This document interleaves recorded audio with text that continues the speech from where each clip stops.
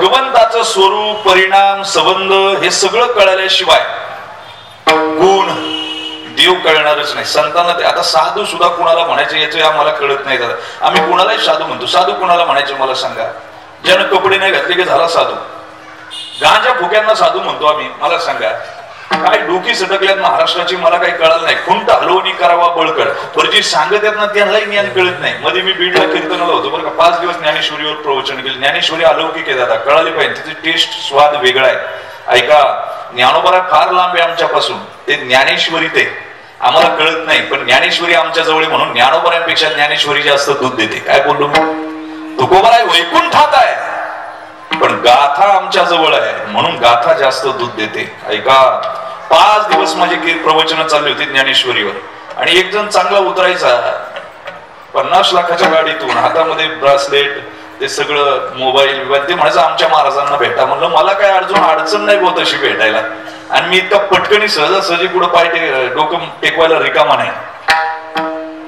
मला काही अडचण नाही, मी का भेटू नाही. म्हटलं एकदा भेटून तरी घ्या.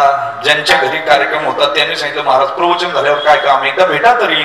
मग मी गेलो महाराज. अशी तुमच्यासारखं मंडप होता, 100 लोक बसलेली होती. मी गेल्याबरोबर ती माझ्या पाया पडायला लागली. मी म्हटलं का पाया पडता? माझी ओळख नाही पाळख नाही, का पाया पडता? नाही म्हटले महाराज तुम्ही भाग्यवान आहे. म्हणलं का बरं? म्हणले आम्ही 5-5 लाख रुपये भरून बसलोय, आम्हाला हे महाराज ब्रह्म साक्षात्कार देणार आहे. काय देणार आहे? आणि तुम्हाला बिगर पैसे भरता नंबर लागला म्हणजे तुम्ही किती भाग्यवान.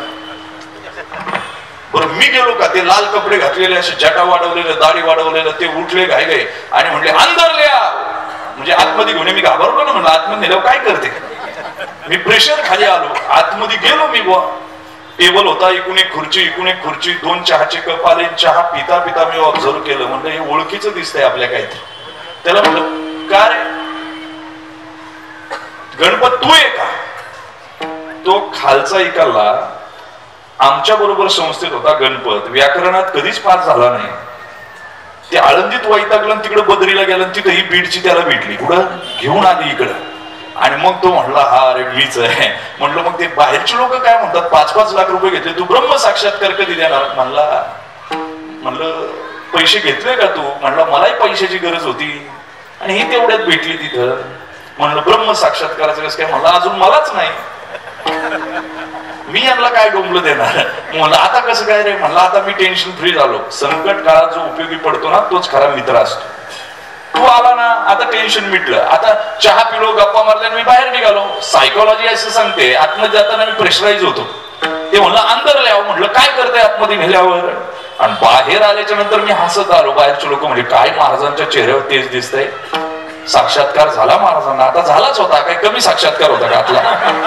काय सांगायचं. अहो इतकी वेडे लोक आहेत आमच्या जगतामध्ये. आम्ही कुणालाही साधू म्हणतो. आमच्या चाकणच्या जवळ कुरुळीला एक साधू आला होता बरं का, 10-15 वर्षापूर्वी. कपडे घालत नव्हतं, ते नग्न अवस्थेत बसायचं. त्यांना मंदिर ताब्यात घेतलं, खालचं ग्राउंड ताब्यात घेतलं, लक्झरी सुविधा केल्या बरं का.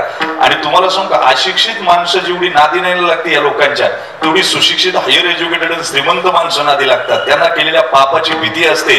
एज्युकेटेड माणसं सुद्धा काय बुद्धी गहाण ठेवल्यासारखे वागतात मला अजून कळालं नाही. तुम्हाला सांगू, लोक त्याची भक्त झाली. 20-20 लाखाच्या गाड्यातून यायची, पोरग होत नाही. गाडी चोरीला गेली, ते ठोकताळे सांगायचे. उत्तरेला गेली, पश्चिमेला गेली. अरे अरे अरे अरे. आणि त्यांना जे आवडते ते घेऊन यायची. त्याला सिगारेट आवडायची.